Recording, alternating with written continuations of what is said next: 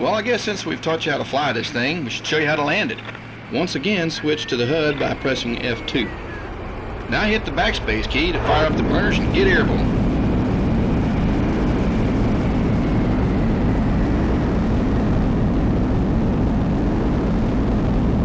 Pull up, gear. This first landing will be a direct approach with a touch and go.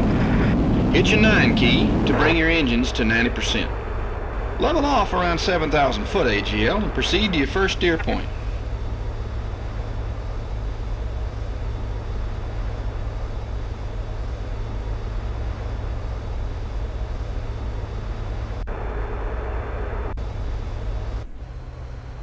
Okay, now your next steer point is your initial approach point.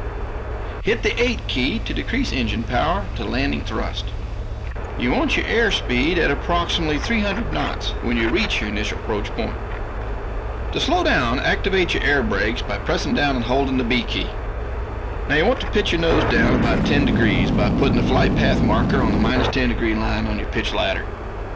By the time you reach your initial approach point, your altitude should be approximately 5,000 foot AGL.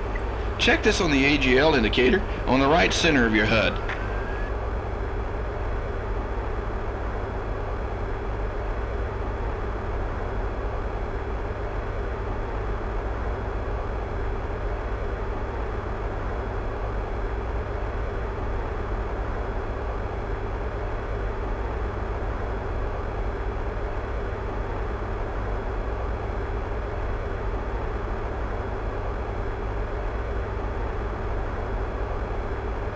When you get about 6 miles out from the runway, the instrument landing system will come up on your HUD.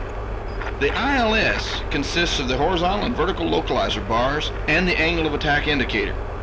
When your gear is down, the G-force indicator in the upper left-hand corner changes to the AOA indicator. The numbers on the left side of the bar represent a 14-degree angle of attack. The numbers on the right side are your current angle of attack. Alright, we're getting close. Now hit the G key to lower your landing gear. This will automatically extend your flaps. You will now notice the handling of the aircraft is a bit sluggish. When the F-22 comes into a landing configuration, it dampens the pitch and roll inputs to make the aircraft easier to handle at low speeds. We want your airspeed at or around 200 knots when you reach your final approach point. Use your air brakes if you have to slow down even further.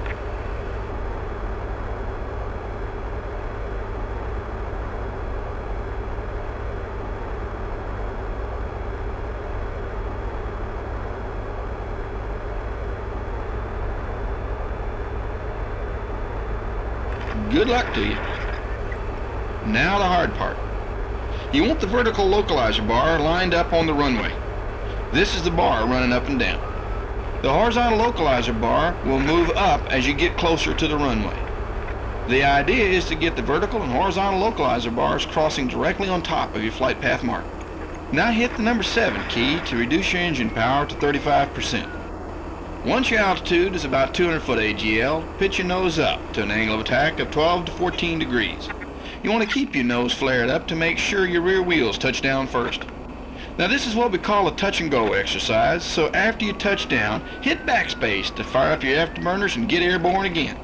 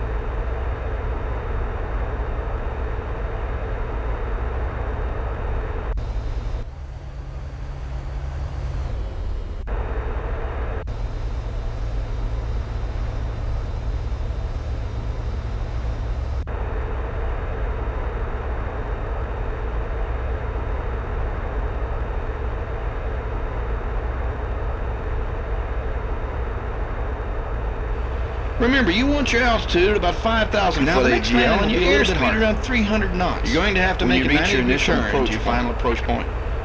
Now, all of the same rules you learned on your first approach still apply.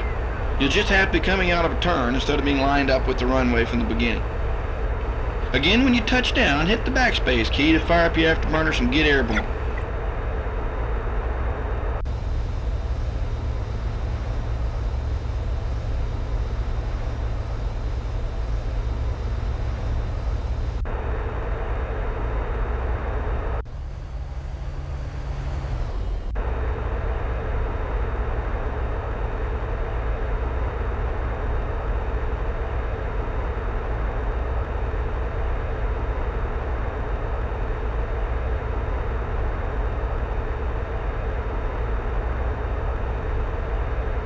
Try to get the vertical and horizontal localizer bars to cross over your flight path marker.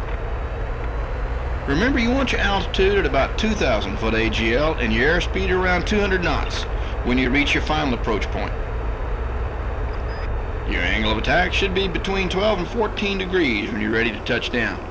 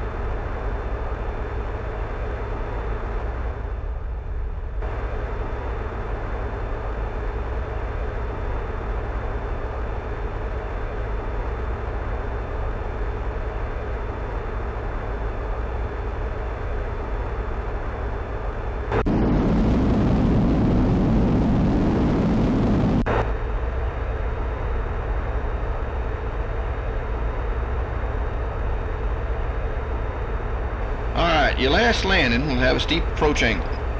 The runway is going to be at the bottom of the hill. Now it'll be very hard to achieve the altitudes you've been taught at each steer point. However, the ILS rules still apply when you're getting closer to the runway.